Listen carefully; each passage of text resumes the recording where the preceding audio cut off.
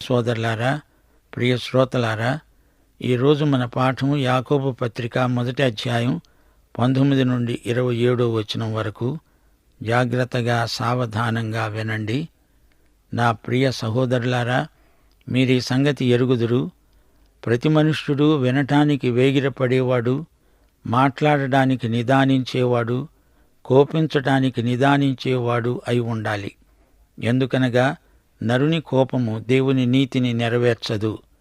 అందుచేత సమస్త కల్మషమును, విర్రవీగుతున్న దుష్టత్వమును మాని లోపల నాటబడి మీ ఆత్మలను రక్షించడానికి శక్తిగల వాక్యమును సాత్వికముతో అంగీకరించండి. ఇది శక్తిగల వాక్యం, సత్యవాక్యం. ఆత్మ లోపల ఇది నాటబడితే ఆత్మను రక్షించగల వాక్యం, అనగా నూతన జన్మానుభూతికి సాధనము, కారణము అయిన వాక్యం. వాక్యములో ఆత్మను రక్షించే శక్తి ఉంది. వాక్యాన్ని గైకొనడం అంటే ఏమిటి? మొదట వినటానికి వేగిరపడాలి. వాక్య అధ్యయన ఆసక్తిని పెంపొందించుకోవాలి. వాక్య పఠన, పరిశీలన, ధ్యానం, శ్రవణం, మననం ఇవన్నీ విశ్వాసియందు ఎక్కువగా కానరావాలి. వాక్యాన్ని గురించిన పుస్తకాలెన్నో ఉన్నాయి, కాని అన్నిటికంటే వాక్యం మనకెంతో ముఖ్యం. దేవుని వాక్యంలో దేవుడు మనతో మాట్లాడతాడు. వాక్యం వినాలి అనే కోరిక తీవ్రతరమవుతూ ఉండాలి. రోమాపత్రిక 10వ అధ్యాయం 17వ వచనం, వినుట చేత విశ్వాసము కలుగుతుంది, వినటం క్రీస్తును గూర్చిన మాట వల్ల కలుగుతుంది. రాయబడిన వాక్యం చదివినప్పటికంటే అది పలకబడినప్పుడు హృదయంలోకి వెళ్ళిపోతుంది. వినటం ఎంత ముఖ్యమో చూచారా? వినాలి, వింటూ ఉండాలి. విన్నదానిని ధ్యానించాలి. వాక్య సత్యానికి విధేయత చూపాలి. మనము వినదగిన వాక్యాన్ని వినదగిన వారమై ఉండాలి. మాట్లాడడానికి ఎంతో నిదానించాలి. మాట్లాడేటప్పుడు ప్రతి మాట ఆచి తూచి మాట్లాడాలి. మన మాటలను గురించి దేవునికి లెక్క అప్పగించాలి. బోధకులు మాట్లాడే ప్రతి మాట అనాలోచితమై ఉండకూడదు. నోటికి వచ్చిందల్లా మాట్లాడకూడదు. ఆధ్యాత్మిక విషయాలలో మన స్వంత ఆలోచనలు, ఊహపోహలు పనికిరావు. బహిరంగ బోధకుడు 1 తిమోతి 3వ అధ్యాయం 6వ వచనం ప్రకారం గర్వాంధుడై అపవాదికి కలిగిన శిక్షావిధికి లోబడకుండునట్లు కొత్తగా చేరినవాడై ఉండకూడదు. అతడు కోపించడానికి నిదానించేవాడై ఉండాలి. నరుని కోపము నీతిని నెరవేర్చదు. కొంతమందికి మాట్లాడే కొద్దీ వేడి ఎక్కువవుతుంది, వెలుగు తగ్గిపోతుంది. కోపోద్రేకం ఎక్కువవుతుంది. సిద్ధాంత పౌరుషం కొందరికి మరీ ఎక్కువ. ప్రేమను కనపరుస్తూ అవసరమైన చోట కఠినంగా మాట్లాడవచ్చు. అది దైవగుణం. మాట్లాడే వ్యక్తి హృదయంలో మృదుత్వం ఉండాలి. వినేటప్పుడు సాత్వికం అవసరం. విన్న సత్యాన్ని వ్యతిరేకించి ఎదురాడకూడదు. నరుని కోపం క్షేమాభివృద్ధి నిరోధకం. ప్రసంగ వేదిక నుండి అవాకులు, చవాకులు, శాపనార్థాలు రాకూడదు. నరుని కోపం దేవుని నీతిని నెరవేర్చలేదు, పైగా దానికి ఆటంకమవుతుంది, అవరోధమవుతుంది. వినేవారి హృదయాల్లో దేవుని నీతి నెరవేరాలి. బోధకుణ్ణి గురించిన వ్యతిరేక భావాలు శ్రోతల మనస్సుల్లోకి రాకూడదు. మన మాటలను బట్టి ప్రజలలో నూతన జన్మ, పరిశుద్ధత ప్రవర్తిల్లాలి కదా.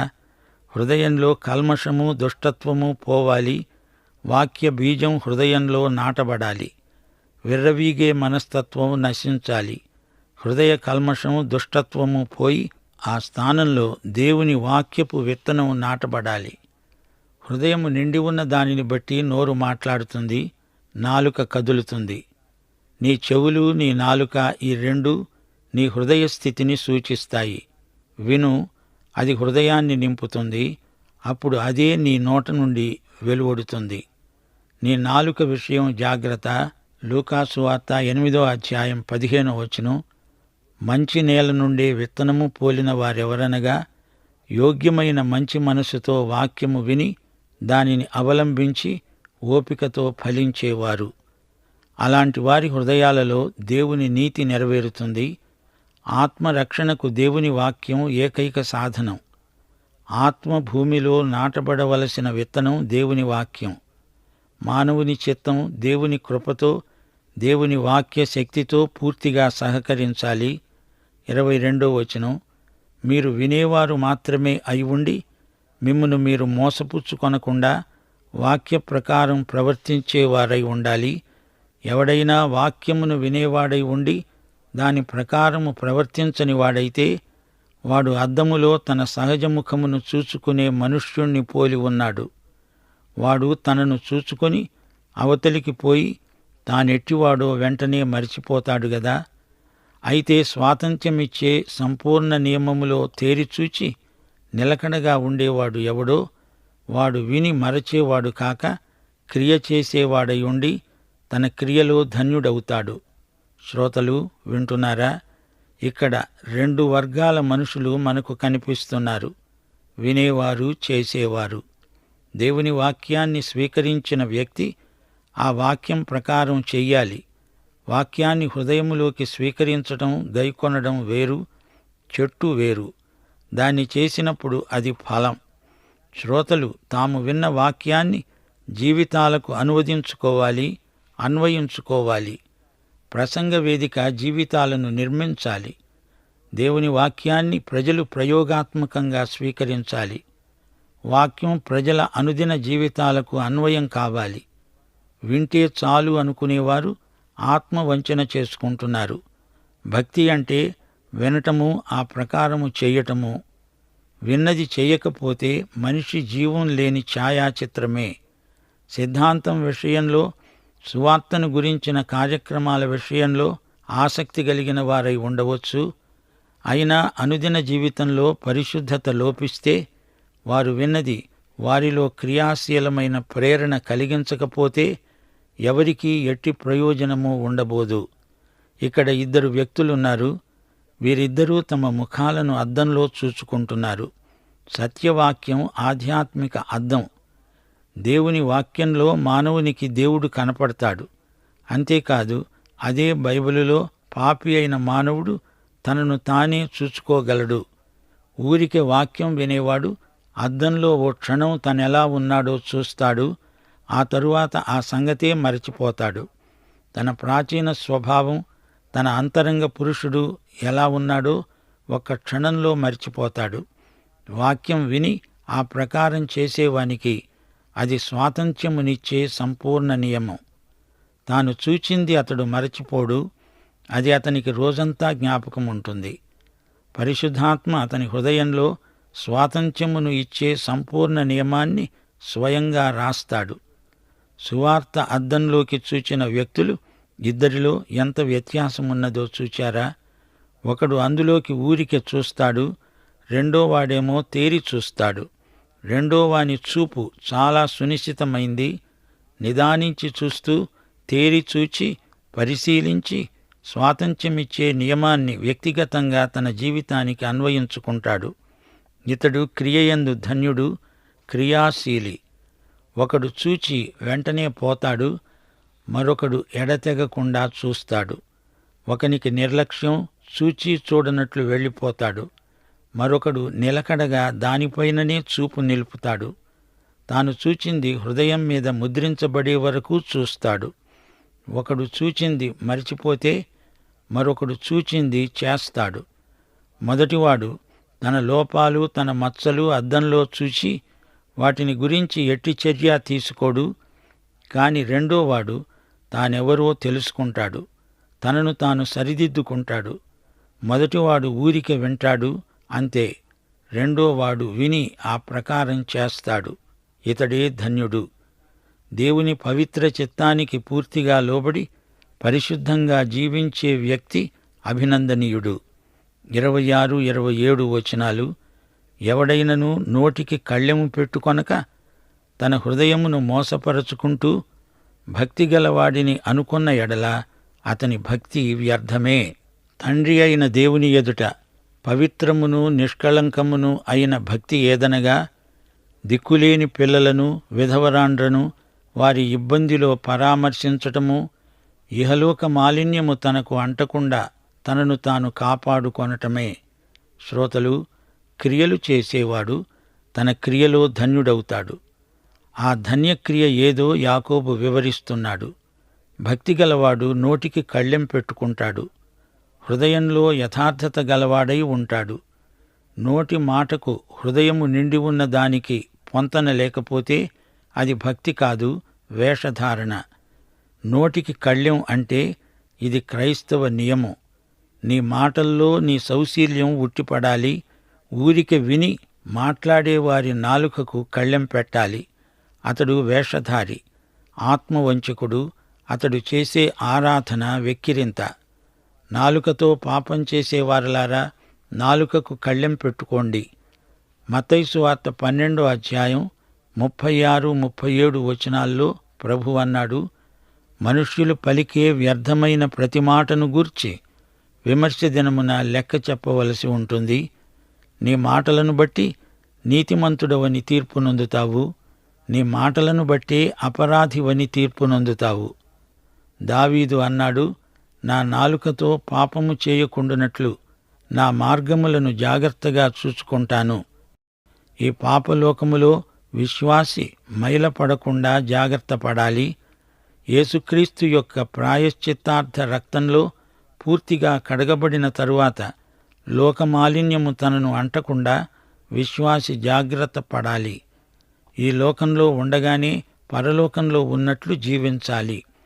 చెడును ఎదిరించడానికి నైతిక ధైర్యాన్ని పుంజుకోవాలి.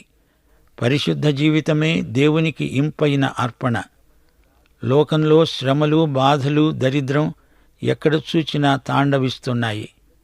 యేసుక్రీస్తు అందరికీ మేలు చేస్తూ సంచరించాడు. మనము ఆయనలాగా పనిచెయ్యాలి. అక్కరలో పొరుగువారికి సాయపడాలి.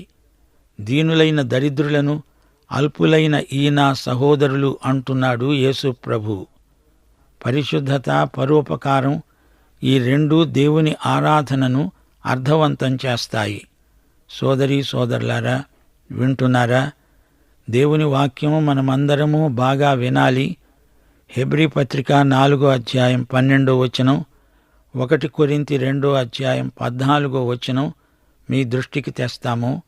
దేవుని వాక్యము సజీవమై బలము గలదై రెండంచులు గల ఎటువంటి ఖడ్గము కంటే వాడిగా ఉండి ప్రాణాత్మలను, కీళ్లను, మూలగను విభజించునంత మట్టుకు దూరుతూ హృదయం యొక్క తలంపులను, ఆలోచనలను శోధిస్తూ ఉన్నది. ప్రకృతి సంబంధి అయిన మనుష్యుడు దేవుని ఆత్మ విషయాలను అంగీకరించడు. అవి అతనికి వెర్రితనముగా ఉన్నవి. అవి ఆత్మానుభవము చేతనే వివేచింపదగినవి. శ్రోత, నీవు దేవుని బిడ్డవు. దేవుని ఆత్మ నీలో నివసిస్తున్నాడు. నీకు దేవుని వాక్యం నేర్పేవాడు ఆయనే. ఈ విశ్వమంతటికీ సృష్టికర్త, పాపుల విమోచకుడు నీతో మాట్లాడగోరుతున్నాడు. అప్రమత్తంగా ఉండు. వినటానికి వేగిరపడు, త్వరపడు. మాట్లాడేటప్పుడు నిదానించు. దేవుడు మనకు 2 చెవులిచ్చాడు, కాని నోరొక్కటే ఇచ్చాడు. రక్షించబడిన బిడ్డలు వాక్యానుభవం లేకుండా ఏవేవో మాట్లాడకూడదు. వాక్యానికి విరుద్ధమైన సంగతులను గురించి మాట్లాడితే మరీ అపాయం. వాక్యం నేర్చుకునే వరకు నాలుకకు కళ్ళెం పెట్టుకుంటే మంచిది. వెనకటికి ఒక గురువుగారి దగ్గరికి కొత్తగా ఒకడు శిష్యుడిగా వచ్చి చేరాడట. గురువుగారు మాట్లాడకముందే శిష్యుడు 10 నిమిషాలు మాట్లాడాడట. గురువు అన్నాడు, శిష్యా, నీవు నాకు రెట్టింపు గురుదక్షిణ ఇవ్వాలి. ఎందుకంటే నేను నీకు ఇవ్వదలచిన ఉపదేశం ఇంకా నేనివ్వలేదు. ఇంతలోకే నీవు మాట్లాడావు. ఇప్పుడు నీకు కొత్త పాఠం నేర్పాల్సి వచ్చింది. నీవు నోరు ఎలా మూసుకోవాలో, నాలుకకు కళ్ళెం పెట్టుకోవాలో అదనంగా నీకిప్పుడు పాఠం చెప్పాలి గదా. కోపపడే విషయంలో కూడా నిదానించాలి. మత వివాదాలలో వేడి ఎక్కించుకోవద్దు. ఊరికి నోరు పారేసుకోవద్దు. కోపంతో రెచ్చిపోవద్దు. నీకెంత సిద్ధాంత జ్ఞానమున్నా సర్వసత్యం నీకు ఉండదని గ్రహించు. పరిశుద్ధాత్మ నిన్ను సర్వసత్యములోకి నడిపిస్తానన్నాడు గదా. కొందరున్నారు, వారికి ముక్కు మీద కోపం ఉంటుంది. ఎవరేది చెప్పినా దాన్ని ఖండిస్తూ ఉంటారు. ఎవరితోనూ ఏకీభవించరు. ఈ విధంగా వీరు తమ సాక్ష్యాన్ని పాడు చేసుకుంటారు.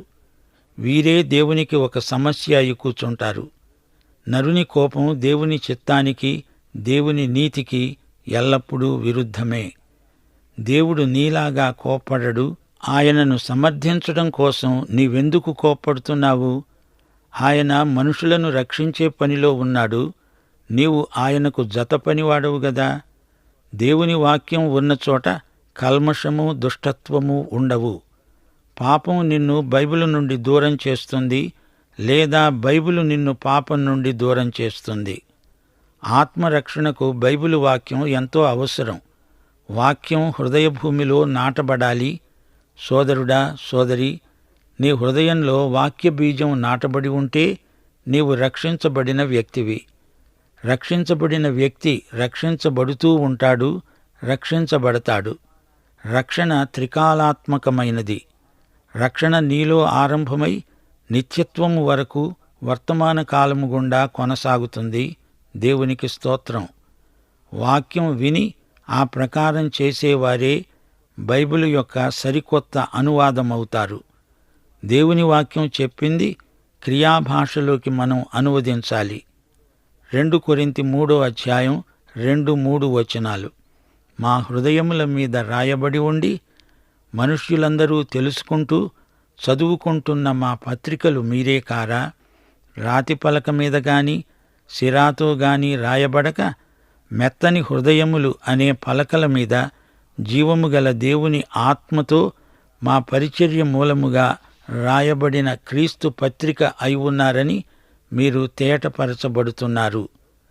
ఈ పాఠంలో 22వ గమనించండి. దేవుని వాక్యం ఒక ఆజ్ఞ. 23-24 ఆ ప్రకారం చెయ్యకపోతే అపాయం. 25 దేవుని వాక్య విధానం. దేవుని వాక్యం సజీవం గనుక అది మనం జీవించే వాక్యం. దేవుని వాక్యం నీ నుండి క్రియాశీలమైన విశ్వాసాన్ని కోరుతున్నది. యోహాను సువార్త 7:17 ప్రభువు ఏమన్నాడు? ఎవడైనా దేవుని చిత్తము చొప్పున చేయ నిశ్చయించుకొనిన ఎడల ఆ బోధ దేవుని వలన కలిగినదో లేక నా అంతట నేనే బోధిస్తున్నానో అతడు తెలుసుకుంటాడు. కీర్తనలు 34:8 యెహోవా ఉత్తముడని రుచిచూచి తెలుసుకోండి. నీవు ఏ పుస్తకమైనా చదువు గాని అది నిన్ను ఆజ్ఞాపించదు. గాని బైబిలు నిన్ను ఆజ్ఞాపించి అలా చెయ్యవలసిందని శాసిస్తుంది. యోహాను సువార్త 3:36 కుమారుని యందు విశ్వాసముంచిన వాడే నిత్యజీవము గలవాడు. కుమారుణ్ణి అంగీకరించని వాడు జీవము చూడడు గాని దేవుని ఉగ్రత వాని మీద నిలిచి ఉంటుంది. మారు మనసు పొందండి, నా వద్దకు రండి, విశ్వసించండి అని ప్రభువు పిలుస్తున్నాడు. ఇదే బైబిలు వాక్య సందేశం. ఇదే అనుకూల సమయం. ఇదే రక్షణ దినం. రండి అంటోంది బైబిలు. 2 కొరింథీ 6:2 కీర్తనలు 95:7 నేడు మీరు ఆయన మాట అంగీకరించిన ఎడల ఎంత మేలు. వాక్యం విధేయతను నీ నుండి కోరుతుంది. రక్షణ లేని ప్రజలను నమ్మమంటున్నాడు గాని వారినేమైనా చెయ్యమని ఆయన ఆజ్ఞాపించలేదు.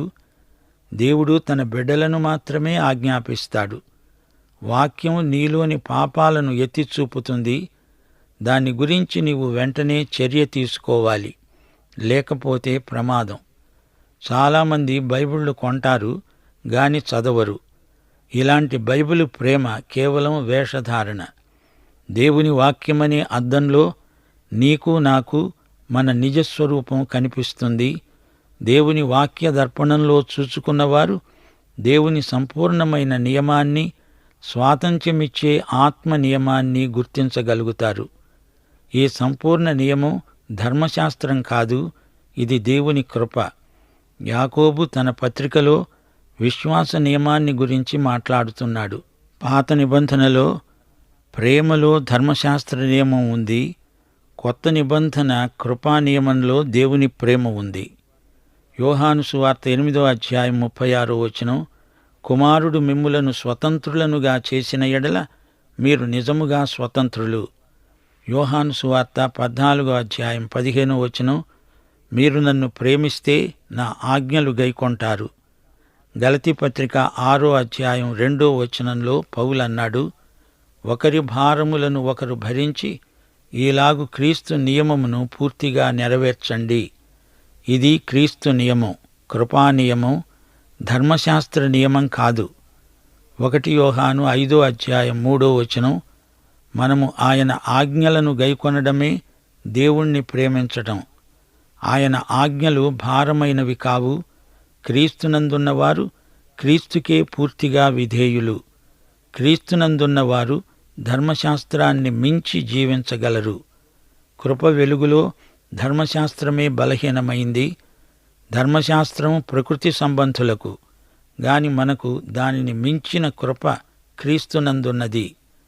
మనం ధర్మశాస్త్ర బానిసలం కాము, స్వాతంత్ర్యమిచ్చే ఆత్మ నియమానికి చెందిన దేవుని బిడ్డలం. దేవుని వాక్యాన్ని బాగా తెలుసుకొని ఉండాలి. అప్పుడు నిశ్చింతగా ఆయన చెయ్యి పట్టుకొని నడిచి వెళుతాము. దేవుని బిడ్డలు జ్ఞానమందు దినదినము ఎదుగుతూ ఉండాలి.